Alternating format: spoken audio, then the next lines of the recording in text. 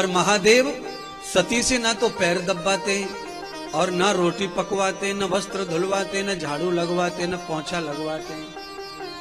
अपना कोई काम सती से महादेव नहीं करवाते बंधुओं। महादेव सती को कहते हैं कि जगत में आई हो, मानव का शरीर धारण किया है, हम और तुमने मिलकर लीला करनी है, तो क्यों न परमात्मा का पहले भजन करे।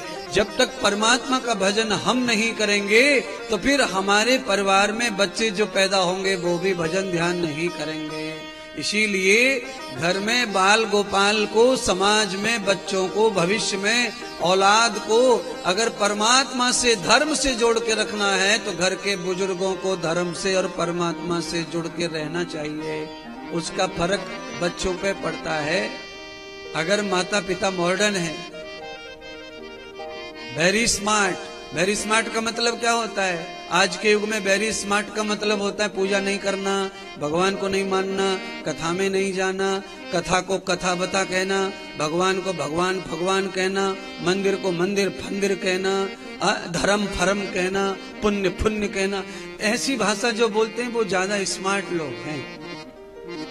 अच्छा, ज्यादा स्मार्ट के पास क्या होता है? ज्यादा स्मार्ट के पास में गाड़ी अच्छी होती है, घर भी अच्छा होता है, कपड़े भी अच्छे होते हैं और बोलचाल भी अच्छी होती है, जितना चाहे उतना स्टाइल में रह सकता है। ज्यादा स्मार्ट व्यक्ति का मतलब ये है। और शास्त्र की भाषा में ज्यादा स्मार्ट व्यक्ति वो है जो अपने मानव जीवन को सफल बना ले, वो VIP सुप्रीम स्मार्ट है।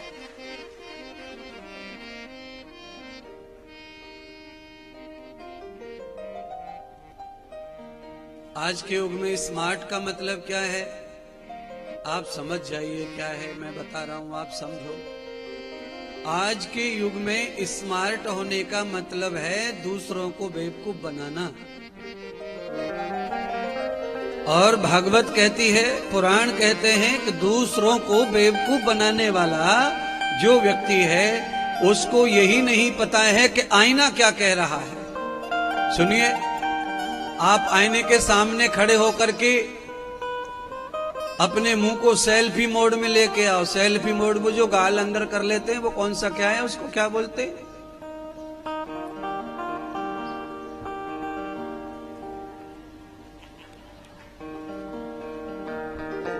लेके आओ।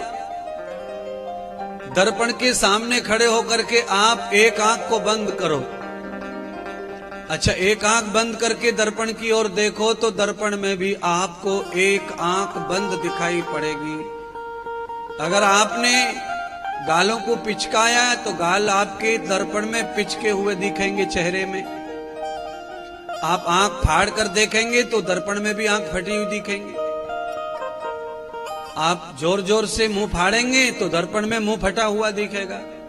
कुल मिलाकर मैं दर्पण की और आपकी ये भाषा क्यों बताना चाहता हूं? मैं बताना चाहता हूं कि जिंदगी मेरी दर्पण है, ये संसार दर्पण है। आप जैसा दर्पण में देखते हो वैसा ही दर्पण दिखाता है। आप दुनिया को बेवकूफ बनाने के लिए निकले हो तो आप ही बेवकूफ बनेंगे, दुनिया बनने वाली। एक को बेवकूफ बनाएंगे, दो को बनाएंगे, दूसरा बनेगा, तीसरा बनेगा, चौथा तुमको पूरा बेवकूफ बना जाएगा। क्यों? संसार में इस हाथ लेना उस हाथ देना ये लीला चलती है, कर्म विधान है संसार। जस फल बोया तस फल चाखा। आप जैसा संसार में कर रहे हो वही तो है संसार वापस देता है। इसीलिए माता सती को शंकर भगवान ने कहा, जीवन जिसके लिए मिला है देवी उसका पालन करो।